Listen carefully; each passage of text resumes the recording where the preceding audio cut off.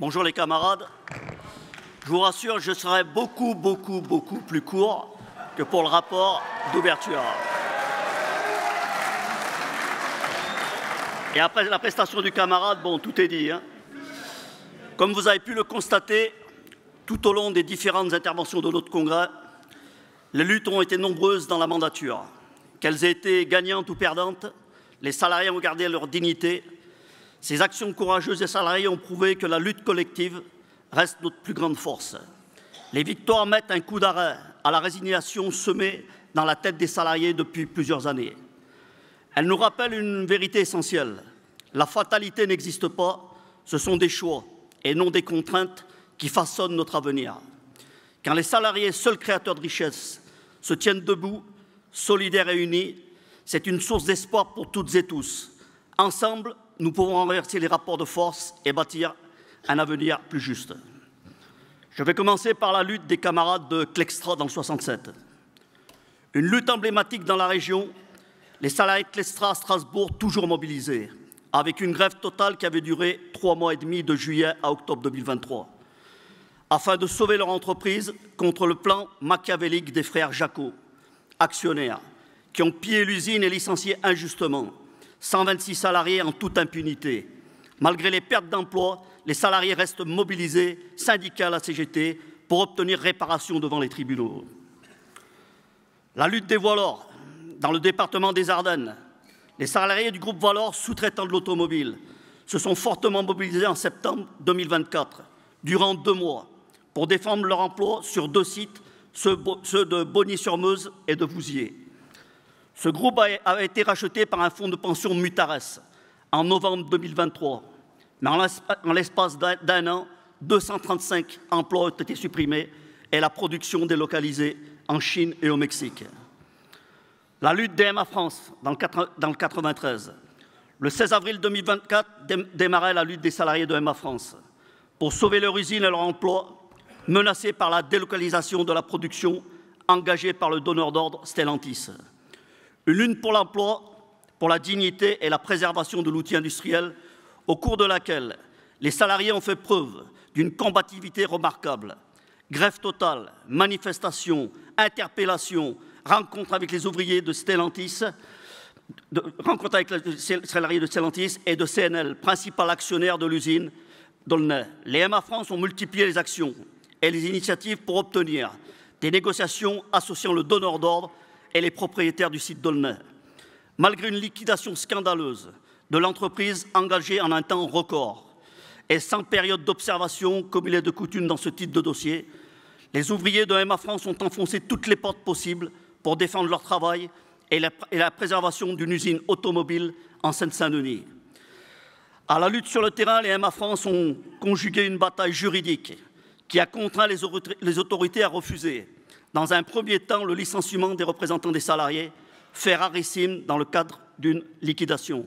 La bataille, d'ailleurs, se poursuit. La lutte des Dumarais, dans le 67. En octobre 2024, la direction annonçait supprimer 248 emplois sur 584 à l'usine de Strasbourg. Du fabricant de boîtes de vitesse automatique Dumarais, Paul Warblade. Je ne parle pas l'anglais, donc...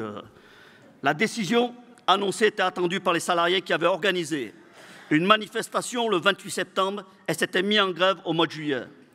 Lors d'un rassemblement devant l'usine le 7 septembre, les salariés et les syndicats ont donc décidé d'un blocage illimité du site. Une grande majorité de la production était déjà à l'arrêt depuis la perte du principal client. À l'usine, à l'issue d'une grève de 11 jours, l'intersyndicale CFDT-CGT ont obtenu quelques avancées, mais malheureusement insignifiantes. Ni la CFDT ni la CGT, d'ailleurs, ont finalement accepté de ratifier l'accord, regrettant notamment le refus de la direction d'ouvrir des départs volontaires pour les catégories d'emploi entièrement supprimées. La lutte des Ascométal. Pour la 3e fois en 10 ans, Ascométal, acteur majeur de la sidérurgie depuis près de 40 ans, s'est retrouvé en redressement judiciaire en mars 2024. Après plusieurs renoncements qui ont mis à mal les nerfs des salariés, le 8 juillet, le tribunal de commerce annonçait la reprise de 5 sites sur 6 par les fonds d'investissement Grébul. Quant au site de Fos-sur-Mer, il avait été rendu possible grâce à l'implication de nombreux acteurs et la reprise par un groupe italien. La forte mobilisation des salariés durant toute la procédure a permis cette victoire significative. La FTM-CGT n'a cessé de réclamer le soutien de l'État pour obtenir des mesures concrètes afin de sécuriser les sites et les emplois du groupe. La lutte des ArcelorMittal. Après une lutte acharnée de 4 mois, les salariés d'ArcelorMittal centrent de service pour maintenir leur emploi à leurs usines avec des alternatives industrielles proposées par la CGT. ArcelorMittal est resté arc-bouté et a annoncé la fermeture des sites de Reims et de Denain. Avec la suppression de 134 emplois, cette lutte des salariés aura toutefois permis d'améliorer les conditions du PSE. En avril 2025, le groupe ArcelorMittal a annoncé un PSE sur 7 sites chez Arcelor France, entraînant le risque de 636 emplois concernés. Suite à cette annonce, la CGT s'est mise immédiatement en ordre de bataille avec plusieurs arrêts de travail.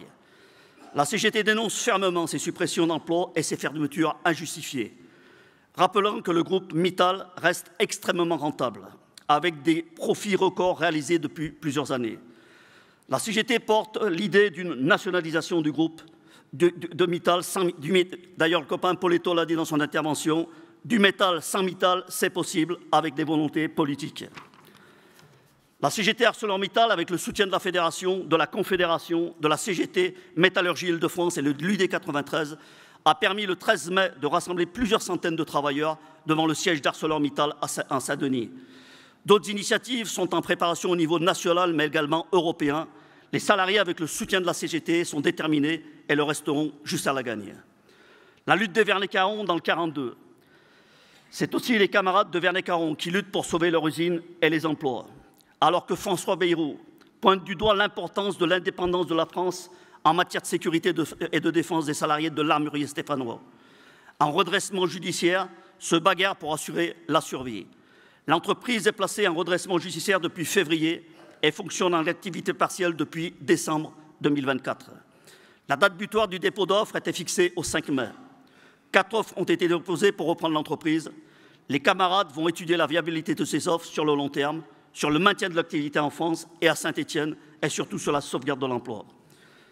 La lutte des Engie. En 2025, alors que le groupe Engie affiche des résultats financiers records, la direction annonce un vaste plan de performance et de restructuration, retrait de 30 pays et réorganisation de certaines activités. Une politique sévère qui va entraîner la suppression de milliers d'emplois en France, en Europe et à l'international. Cela représente environ 4 500 salariés sur le territoire national, 430 salariés en Belgique et en Italie. La CGT Métallurgie Île-de-France avait appelé les syndicats à participer nombreux au rassemblement interfédéral le 24 avril 2025 à La Défense. La lutte des Thales sur la question des salaires. Chez Thales, les luttes, les mobilisations, les grèves ont permis d'obtenir une première avancée, mais qui, d'après les remontées, semblait largement insuffisante. Les salariés du campus de Bérignac se sont mobilisés pendant 13 semaines de grève pour une plus juste répartition des richesses. Cette grève a été ouverte au nom de l'intersyndicale AVS et DMS, sur le site regroupant l'ensemble des syndicats présents sur les 2 entités juridiques. La lutte des Safran, c'est aussi chez Safran où plusieurs salariés du groupe se sont mis en grève sur plusieurs sites pendant les négociations salariales. Saluons la lutte exemplaire des camarades de Commercy qui ont obtenu des engagements de la direction après 3 semaines de grève. La lutte des Satis dans le 44. Ces salariés de ce sous-traitant d'Airbus ont mené une lutte pour les salaires. Après plus de 3 semaines de grève, leur détermination, leur unité, leur solidarité ont triomphé. Cette victoire est le fruit de leur engagement sans faille, mais aussi du soutien indéfectible de toute la CGT. Ensemble, ils ont fait plier une direction qui semblait sourde à leurs revendications. Cette victoire démontre une fois de plus que la solidarité est notre force et que par la lutte collective, tout devient possible.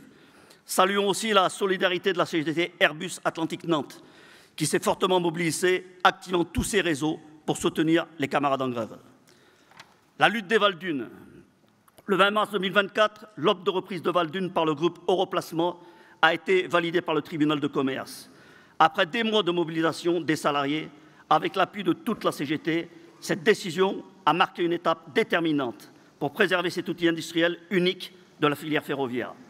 La CGT salue l'inscription du projet dans une perspective de décarbonation et de transition environnementale et se félicite de cette victoire commune.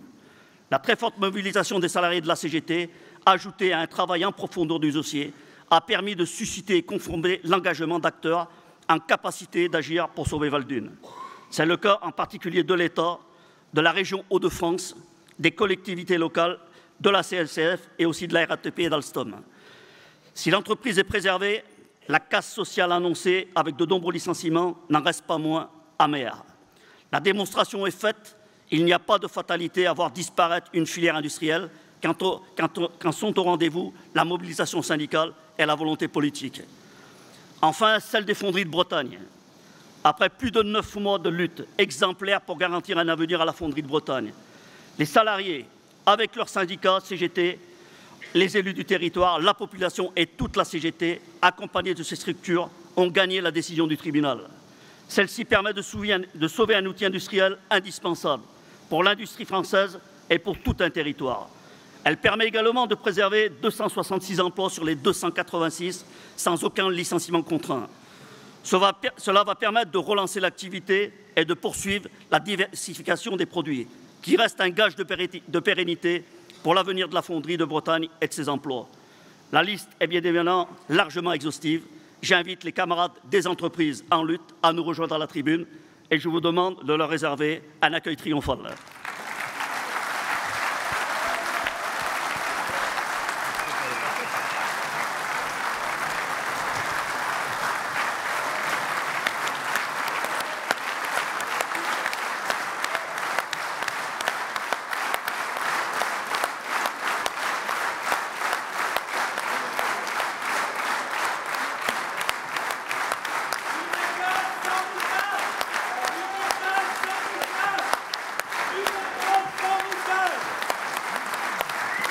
Du métal sans métal.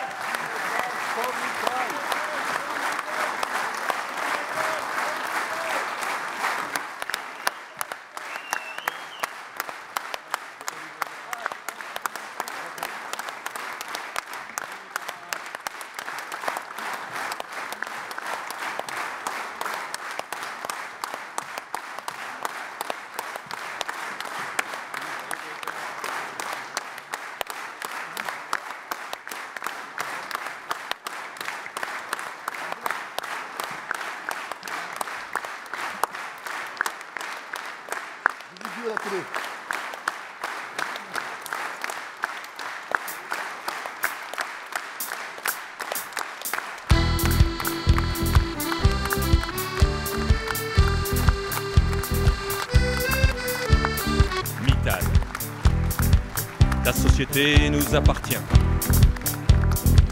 Nous sommes des loups, tu es un chien. Sais-tu te servir de tes mains? Nous serons toujours là demain. Mittal, depuis toujours nous forgeons l'acier. Toi tu veux forger tes idées. La seule force qui fait avancer, c'est la force des ouvriers. C'est la chanson des métallos de la CGT. Hommes, femmes à égalité,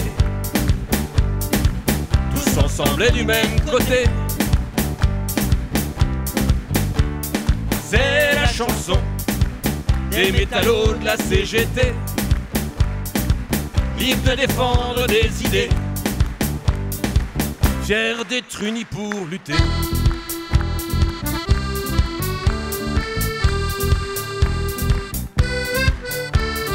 Mittal, toi tu fais rimer capital avec licenciement normal. Les dividendes seront versés, les ouvriers seront virés. Mittal, tu veux faire de l'acier des pièces d'or, d'où le nom Craignos d'Arcelor. Il faudra nous passer sur le corps, mais sûr on te foutra dehors. C'est la chanson des métallos de la CGT. Hommes, femmes à égalité, tous ensemble et du même côté.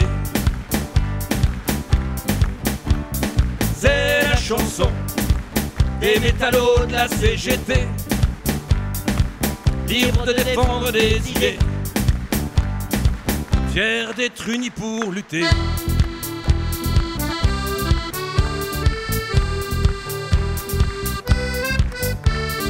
Mittal, nos usines on les fera tourner, sans toute ta bande de tarés, sans continuer de vous gaver. On guérira la société. Mittal, promis on restera debout. On te passera la corde au cou. Promis on restera debout. On veut te voir à genoux. C'est la chanson des métallos de la CGT. Hommes, femmes à égalité, tous ensemble du même côté. C'est la chanson des métallos de la CGT,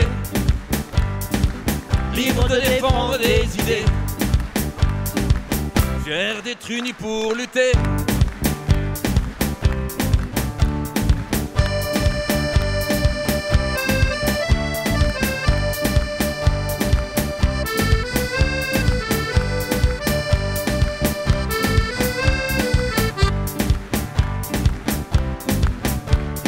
C'est la chanson des métallos de la CGT,